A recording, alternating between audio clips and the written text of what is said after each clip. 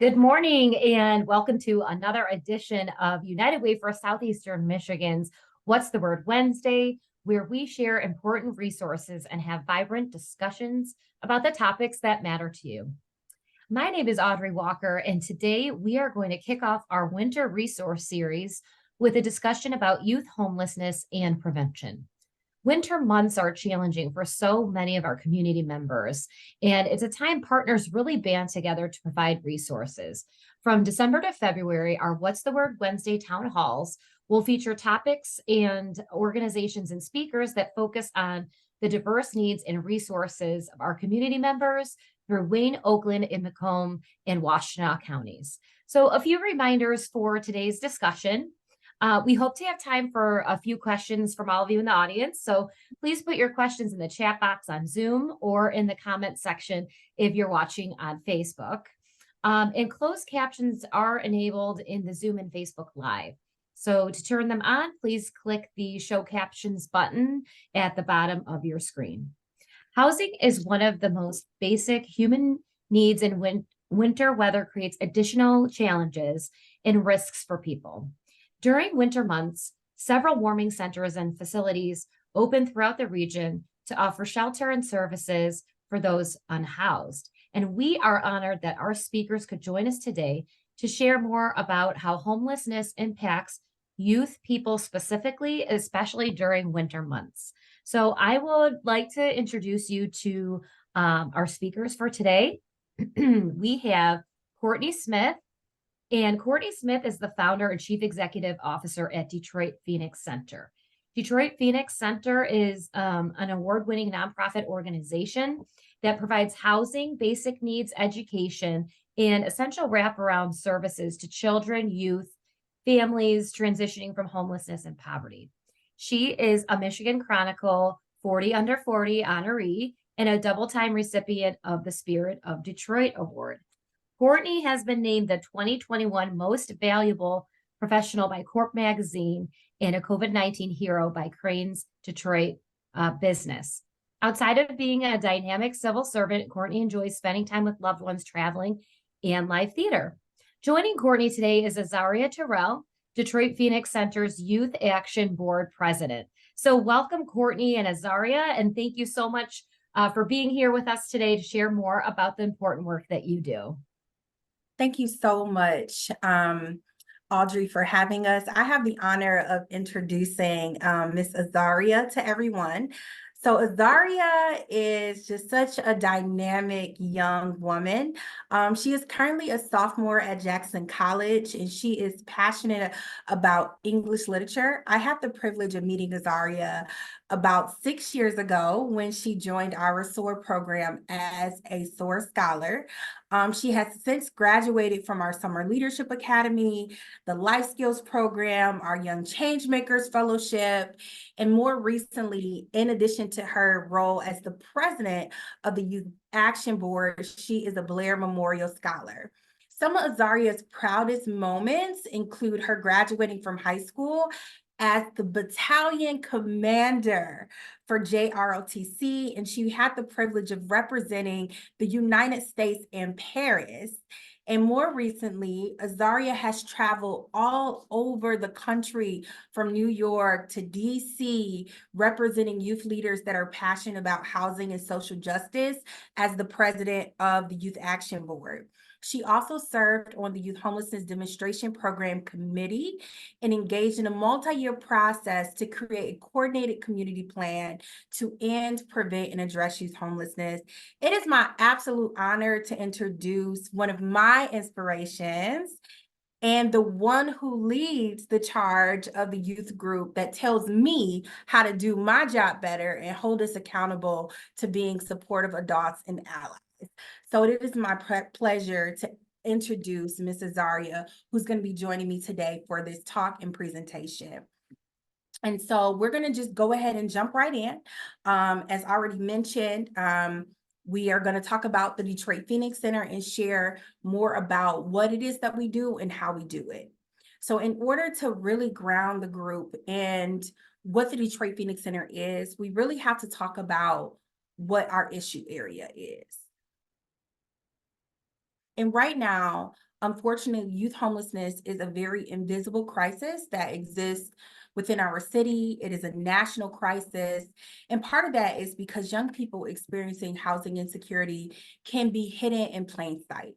And so currently, there are over 2,000 students who've been identified as experiencing homelessness that's been identified just through the Detroit Public Schools Community District. Across the state of Michigan, we're looking at over 30,000 students. And in order to really have an idea what youth homelessness is, I want to share when we're talking about youth homelessness for the purposes of this conversation, we're talking about the McKinney-Vento definition of youth homelessness, which is used by the Department of Education. So we're talking about young people that are sharing housing due to economic hardship or loss of housing. They may be living doubled up. We're talking about young people that are maybe living in motels, hotels, trailer parks, or campgrounds. They may be living in emergency or transitional shelters, or they're sleeping in places that are unfit for human habitation, such as like park benches.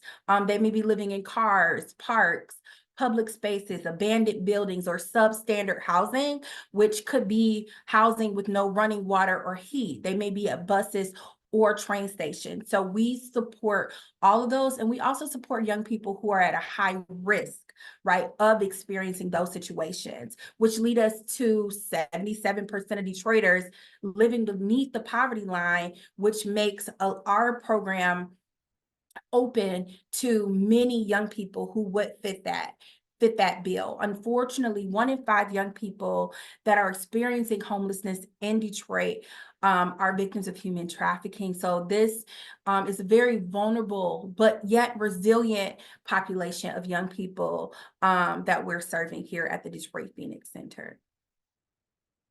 And so our mission, right, we saw those staggering statistics, right?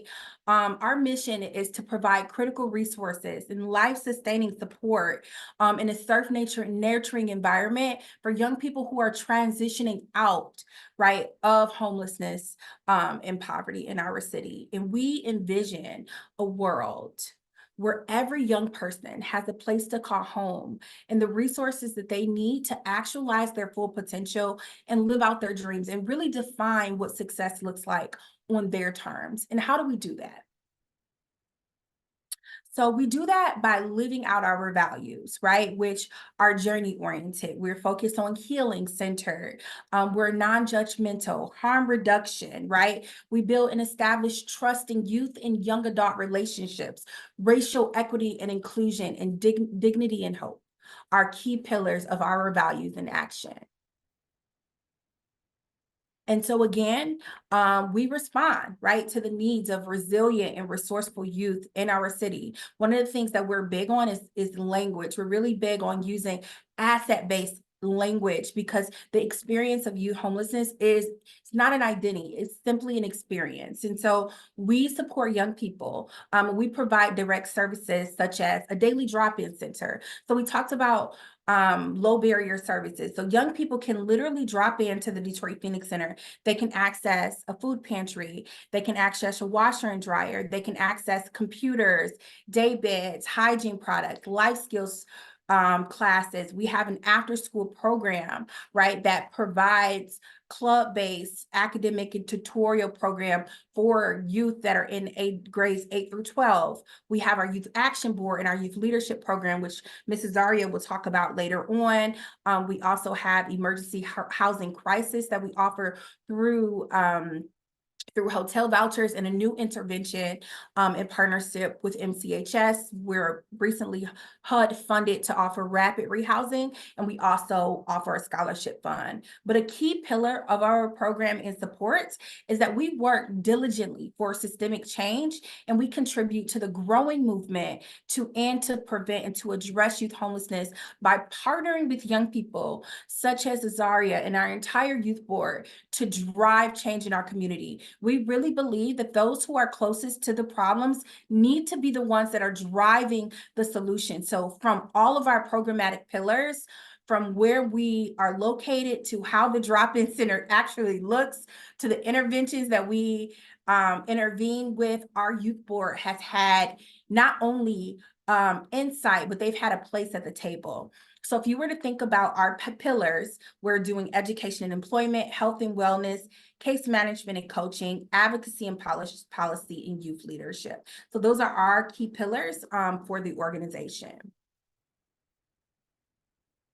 And then we are a national industry leader in the field of youth development and poverty alleviation. And how do we do this, right? Like I started this organization at 25 years old. I was 1 year removed from my own lived experience of youth housing insecurity, which is really important to note, right? So we're Detroit's only youth drop-in center, traveled all across the country to find interventions that existed all around the world. And this idea of a low barrier service model that is not a shelter, right? That provides dignified support to young people, that centers the lived experience of young people and empower them to drive change. That is the innovation key. The scaling comes from the deep corporate nonprofit partners such as United Way of Southeastern Michigan, the McGregor Fund, the Detroit Lions Foundations, all of the funders who support our work. And we have an experienced, diverse board that's focused on our growth and innovation that includes our young people. And we're committed to sharing our best practices across the country with other youth service providers. Our young people have been invited to Washington, D.C. They've been invited to serve on panels as thought leaders in this work because we believe that young people are the experts of their lives. And we communicate our successes and we work hard, right, to be able to garner the resources from folks like you to be able to get more young people off the street and to keep them off the street and to provide a wraparound supportive services where they can thrive. And so again, our drop-in center is located in District 6. We're inside of Youthville, Detroit, which was intentional. District 6 currently has the largest number of students that have been identified as experiencing housing insecurity. And again, our drop-in center is a low barrier. Literally, young people can drop in from 11 to 7 and access all the services that we have on site. They don't have to register. There's no strings attached. It's just open, right? And then from our drop-in center, which is our lowest barrier, we have our SOAR after school enrichment program. So Zaria, did you want to lean in to talk about SOAR since that was your first interaction to the Detroit Phoenix Center? Absolutely. Um, I absolutely love the SOAR program because when I first joined it, I wasn't really aware of like all the support services DPC offered, but the SOAR program soon like just became like a fun after school thing to do, or not even after school, just a program to attend. They offered tutoring, which was a big help sometimes because it was free and it was non-judgmental, very paced with the students. They also offered like resources, and they also just gave us like space to just like I guess be youth and just enjoy ourselves. So like we got to play games. I got to interact with other children. I was very like filled with anxiety when I first joined the DPC program, so I wasn't used to interacting and doing all that. But they kind of push you out of your comfort zone in a friendly way to interact with others and open yourself up to doing new things. So like even though I was loving to read or play games, they often encouraged us to do other activities to just get our minds working and to just explore stuff. I think it's a wonderful program for children just to make friends, be youth, and get any resource services they need, like tutoring. Thank you so much, Azaria. And the SOAR program offers a club base, so college prep assistance, driver's training, yoga, basketball club, just really a host of programs that really normalize the experiences of the young people that we service, and the youth that are in our SOAR program are referred through the DPSCD and have been identified as has McKinney-Vento eligible. So the next program that we're going to talk about is our youth leadership program, which is Aria. I'm going to pass it back over to you to talk about the Youth Action Board and the Young Changemakers Fellowship. Well, the Youth Action Board is a group of young advocates ages 16 to 24. I do believe we started 16. I do believe I started at like 16, 17. It has just been, this whole board is just life changing because once you join, you are entering this space with other youth members who have lived experience just like you and are working just as hard as you to make the change. Youth Action Board does a lot with the DPC. We host one night. We help host One Night Without a Bed each year. This year we had the pleasure of doing it in person. So the One Night Without Youth Action Board got to pick what events we wanted to host at the One Night Without a Bed. We picked how we wanted to mediate this and how we wanted to show it to the media. The Youth Action Board organizes service learning plans all year. I think we do maybe two or three a year where we organize something we want to do to go help out the community or help out youth homelessness. I know recently we've been a part of building not a drop-in center. I'm sorry, a food pantry in a school, which was a big accomplishment because, you know, stuff like that takes hard work and dedication and good planning. Um, some members, just like myself, will age out of the Youth Changemakers into the Youth Action Board, and the Youth Changemakers Fellowship is aimed for high school age students. This fellowship is an introduction to advocacy, youth leadership, and community betterment. As somebody who was in youth, the Young Changemakers, it does provide you a lot of opportunity to just grow as a leader and already give you that beginner experience of advocating, because you begin to see the different ways of advocating, the ways that your voice really matters. And so by the time you age out of youth change makers and you're around that 16, 17 mark, you have the opportunity to take your advocacy further if you would like, and, you know, do more work and join the Youth Action Board, which is for a little bit of the older members, but it will provide you a lot more opportunities to really excel in like advocating and just seeing how far you want to take your position. Thank you so much, Azaria. That was a great overview. And then the next program that we're going to talk about is our family engagement and outreach. So we talk about wider impact. Most of our impact is deep impact. When we talk about the winter seasons and we talk about our response to COVID-19, our family engagement and outreach are those larger activations where we're distributing, you know, food boxes, when we're distributing hats, scarves, gloves. Those are those one and done touches throughout our community, those really social determinants that could determine if a young person is in need of additional support. So we do those large monthly distributions, holiday support. Like this upcoming holiday season, we have over 200 young people that we're sponsoring their wish list and making sure that they have the supports that they need for the holiday season. And we've been able to touch up to 1,700 individuals through those larger activations, though our impact tends to steep very deeply. That's how we lean into wider impact. And then last but not least, we're going to talk through our new intervention where Detroit as a community was one of 33 communities selected nationwide to administer the Youth Homelessness Demonstration Program. It was a federal competition. Detroit was selected, and then Detroit Phoenix Center became one of 3 organizations within Detroit to be able to administer the projects, right, that the youth leaders decided and the community decided were the most important interventions for our community. And so one of the ones that we're administering is in partnership, is a joint partnership with MCHS, where we have 24 units of rapid rehousing, where we're housing young people, placing them in apartments, able to provide a host of wraparound supportive services for up to 36 months of rental-based assistance and wraparound services such as case management, mental health support, education, transportation, workforce development, really the whole gamut. The most important thing to note about the rapid rehousing program is that it's a housing first model. So it does not matter if a young person has a job. It doesn't matter what, you know, if they're engaged in the criminal legal system. It doesn't matter they're coming out of the child welfare system. It doesn't matter, because we understand that housing is a basic human right. So the idea is to get these young people housed rapidly. Now, the key to this program is a little different than all of our other programs, because this program is referral only through the city of Detroit, through the coordinated access model, through our CAM model. These young people are identified as experiencing homelessness by the HUD definition of homelessness, which I'm not going to get into all that, but the Department of Education and HUD defines homelessness in different ways. But these are young people who may be at like literally on the street, right? Whereas the HUD, the Department of Education definition can include young people who are living doubled up, who are couch surfing, who may be in homes that are substandard.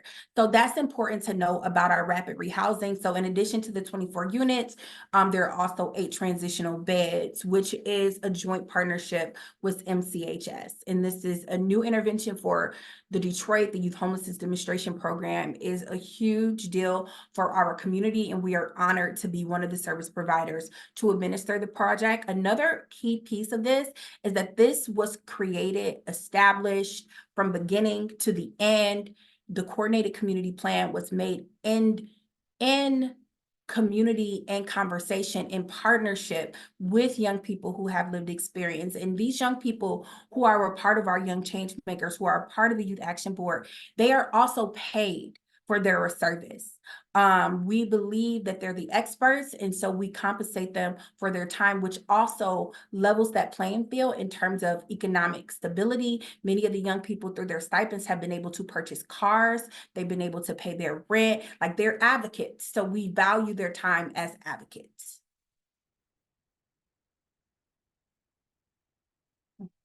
And then last but not least, is our Blair Memorial Scholarship Program. This program is for young people who, like Azaria, who graduate from our program and go on to matriculate into higher education. That higher education could be trade school, it can be construction, it could be a 4 or 2 year college. And so we want to continue to support these young people because we know that a lot of the youth that we service may not have those social permanent connections. So being able to support them as they matriculate post our program is the Blair Memorial Scholarship Program. The Blair Memorial Scholarship Program was created in honor of my youngest brother, who unfortunately transitioned as a teenager experiencing housing insecurity by suicide. And so when I was starting this organization, it was started as a passion project, but seeing the outcome, the grave outcome of what can happen when a young person does not have those social supports, when we are not in tune and not providing those mental health supportive services, unfortunately, the most undesirable outcome is death. And fortunately, we were able to have a legacy for my youngest brother, who was the founding president of the Youth Action Board. And when he transitioned, he made a note that I never gave up on him, and he never wanted us to give up on any other young people. And he asked us to put Detroit Phoenix Center on the map. Like, those were his words. And I believe that if he was well, he would still be doing this work, but he was not. So that allowed us to start the Blair Memorial Scholarship Program. We provided over $20,000 in scholarships to young people in our community. We have a 100% graduation rate of young people who are eligible, who started this program to matriculate and graduate. We developed a partnership with BetterHelp to be able to provide all of our youth across all of our programs with one-on-one individualized therapy services. So we have offered over 150 plus hours of therapy to our Blair Memorial Scholars and hundreds of hours of therapy to our members of the organization, and 12 job and internship placements through this program. And then some of our innovations. So we talked about being innovative. So during COVID, the youth board was like, hey, we need to do something to get people to learn more about Detroit Phoenix Center. So we work with them to develop an app. And the app is a database of resources ranging from food pantries to emergency shelters to legal assistance that young people could access their phone or on a computer to be able to see like a Rolodex of different services that young people can access. From the way the app looks to the name of the app was developed in partnership with our youth board and our youth leaders. So Zaria, feel free to chime in if you have anything else to say about this. But then we're going to go to our podcast. And I'm definitely going to turn it over to you for the podcast. So Zaria, please talk about the podcast. The Detroit Youth Rising podcast was awesome. It was, I think, my first ever like opportunity to maybe like speak and know that like what I was saying was going to be broadcasted and that anybody in the community could listen to it at any chance they wanted to. Um, I do believe this was just for the youth change makers, which was awesome because it provided a fresh like detail from the youth. When I did this podcast, I was very nervous. I was very nervous to have my voice out there to share my story and know that once it's out there, it's out there. You know, everybody can listen to it when they would like to. But at the same time, it was very thrilling just to be able to just speak and know that I'm finally doing what I would like to do, which is speak about my community and speak about myself and just get the information out there. The second season of the podcast offered a whole new perspective of like everything. The youth really just, they gave us everything they could. They gave us all the information. They gave us what needed to, what the change they wanted to see, what needed to happen. And it was just a fresh perspective on everything that we had thought we knew. But again, with each new like youth, you find out something new. You find out like a new problem, a new solution, and just new information that you never thought of. Thank you so much, Azaria. And the podcast, season 1 was recorded by our Youth Action Board, and season 2 was from our Young Change Makers. So that's the difference that Azaria talks about with the younger generation coming in versus the older young adults that had 2 totally different perspectives. So it doesn't even matter. Sometimes even just a few years could make a huge difference on perspective. So it's available on all major streaming platforms. Season 2, they were so raw, so we're still got some legal things that we're working through to release it, but the trailer is available. But it's just a wonderful project, and we're going to be working on season 3 as a podcast club through the after school program. And then these are just some member testimonials. Some of the young people talked about like what the impact of DPC had on them. And then these are some of our youth board members, youth action board members. More recently, they did an interview with Channel 7 during One Night Without a Bed. So those are just a slide, just acknowledging our youth board. And then our full team, we do a lot of work, and it takes a big and dynamic team to do, small but mighty. So this is just some of our team members that keep the work of DPC moving forward. And then, of course, finally, last but not least, our governing board of directors. So without further ado, we want to ask and answer any questions that you may have. And so thank you all so much for engaging us. And Zaria, as always, you are absolutely wonderful. So thank you for joining me. Yeah, thank you so much, Courtney and Azaria, for sharing about your work and the incredible impact your organization has had on young people across our region. Just for the matter of time, I just want to ask, we've got maybe 2 questions to ask here, but one of them is, what is the best way to support homeless youth as a community member? Azaria, did you want to take that question? I can, yes. So one of the best ways I would say that people can support homeless youth as a community member is to first be mindful and aware, which is meaning like educate yourselves on the definitions and like the struggles of youth and youth homelessness. And then just be mindful of like the barriers or challenges they might be facing when thinking of offering support or stuff. Just know that these youth are experiencing a great deal of like trauma and barriers, and that sometimes offering help just doesn't come easy. There's a lot of gray area in between solving these solutions that, you know, throwing money or just giving affordable housing just won't solve. Another one I would say is language.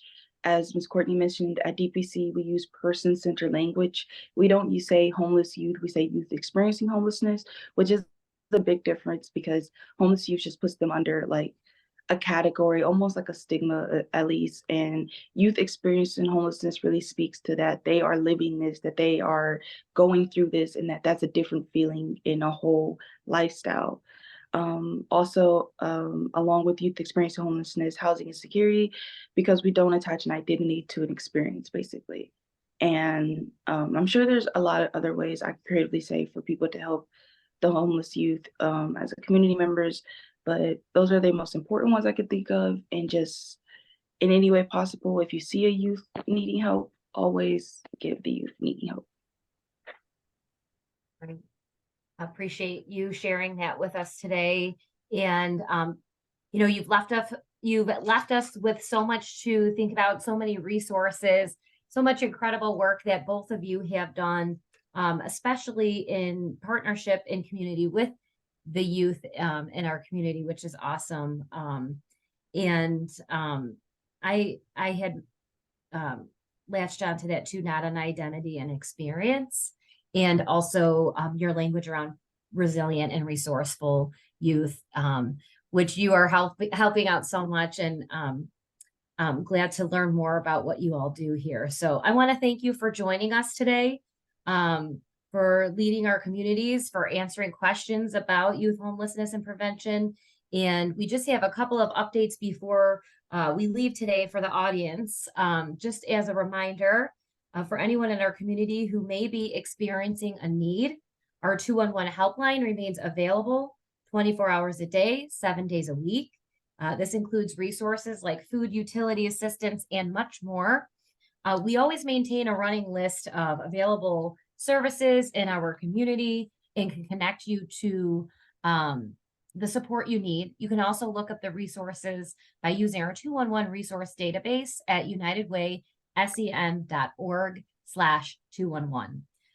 We also want to highlight some volunteer opportunities available. So one of the best ways to give back during this time of year, and actually any time of year, is to get involved in the community as a volunteer, and United Way's volunteer portal can help. So our online portal lets you search for volunteer opportunities that best match your interests and abilities. And it even lets you set up alerts for types of volunteer projects or organizations that you care most about, like Detroit Phoenix Center. So please visit unitedwaysem.org/volunteer to get started. And finally, our next town hall is still part of our winter resource series that will continue next week, December 20th, with a conversation on caring for our mental health and combating winter blues with Easter seals. So we hope that you'll join us next week. And to stay updated on any of our upcoming topics and watch replays of previous town halls, please visit unitedwaysem.org/virtual town halls. Thank you everyone for joining us today, and for our production team for making this town hall happen. We hope to see you soon. Stay safe and continue to live united.